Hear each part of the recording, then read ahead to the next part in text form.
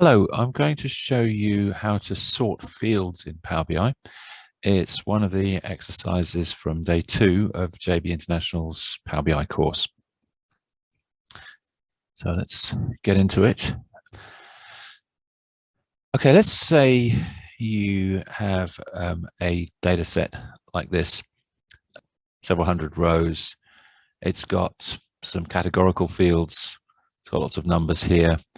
Let's say you want to look at the profit and see how that varies by discount band. Okay, we've got discount bands here of none, low, medium, and high. You'll see that in just a moment.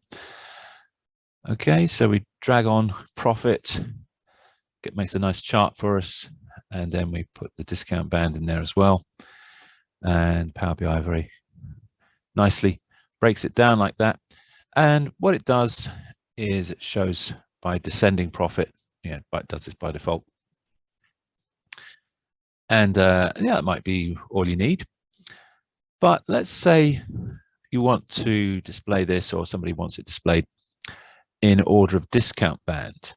So you can sort that in a chart. So we're going to sort by, instead of sorting by profit, we sort by discount band.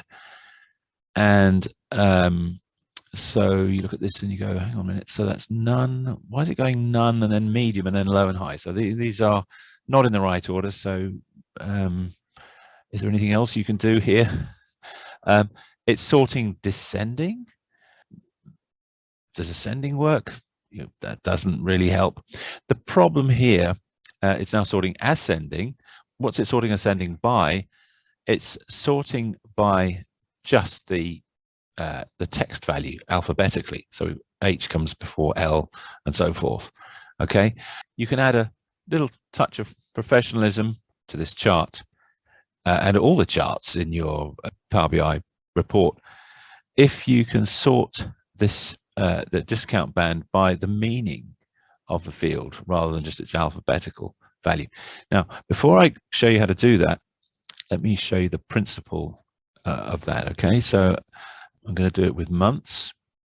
So here's a table and put in the month names. We've got these month names here, and I mean, they're not part of any date field, so that's just another sort of text field. And Power BI doesn't know their months. It doesn't know to sort them by calendar month. Once again, it's just sorting alphabetically. In this case, we're lucky that we have a month number. So if we put month number in as well, and you see that we do actually have the correct month number against each correct month. It's deriving that from the data here. We do actually have a month name and a month number columns in the data. But of course, Power BI is always grouping data. That's what a BI system does. These are categorical fields, even though the number has been marked as don't summarize. So it's essentially a categorical field. And I mean, you could get them to sort if we sort by month number, but then as soon as you take month number out of the table, it's gone back to its old ways. But it's possible to customize the data model, which you get access to over here in the fields pane, so that you give it its own, you could call it intelligence if you like, its own. You're going to customize it for the month name to sort not by its own value, but by the month number value. And so the way to do this is, first of all, select month name. That brings up column tools menu and gives you access to this sort by column button. This is the crucial tip here. And you see that it's sorting by, your month name is sorting by its own value, which is a text value. We want it instead to sort by the value of a different field, by the value of month number. So you click that. Now, month name. From now on, anytime you use month name anywhere, it's going to sort not alphabetically anymore, but by that number. Okay, so that's the principle. We need to add, if we want to sort the discount bands, I think ideally we want them to be none, low. I mean, we do want none, low, medium, and high. We need to add another column to the table. You might think, oh dear, that sounds like hard work. Once you know how to do it, it doesn't take long. I'm going to show you a way to do it that doesn't involve any coding. It's easy to maintain. Should another discount band appear in the data one day? So we do that in Power Query. So let's go into Power Query to do this. Right click, edit query. One of several ways to get into Power Query. And there's our original data. Okay, now this is, if you're familiar with databases, we're going to do what's essentially a join. If you're familiar with more likely Excel, this is kind of the same principle as a VLOOKUP. But first of all, we need to create the data to be looked up, right? And so that's the enter data here. Okay, so click on enter data. We're going to create a new table. This create table dialog, rather friendly, helpful. It's easy to use, this dialog box for creating another table. So what we need to do is to create a table of the discount bands in one column and the associated sort keys in the other column, right? So discount band, like that. And now Power Query is case sensitive. So we need to type these discount bands in with the right case, uppercase, lowercase, and so forth. None, low, medium, and high. Be careful not to put any leading spaces or trailing spaces because that will mess it up. It's got to be exactly what is in the discount band in your actual data. So let's call this the discount band sort key. And that's now just going to be 1, 2, 3, 4. Then we need to give the table a name. Let's call it discount band. I'm going to be a little bit lazy and just copy and paste that down there to the table name, discount band sort. Click OK. And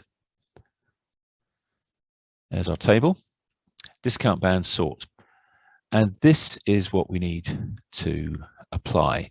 Now I said it's similar to a, in principle, to a VLOOKUP. It's actually called merge in Power Query. Okay, and what we want to do is merge data from this discount band sort table into financials. The way you do that is you start with the table that you want to end up with. We want to end up with financials, having something merged into it. So you start with financials, and we're not going to make a new query. We're just going to merge the discount band sort into financials. So up comes the merge dialog here, and it's got instructions at the top there. Select a table and matching columns. It's telling you to do two things.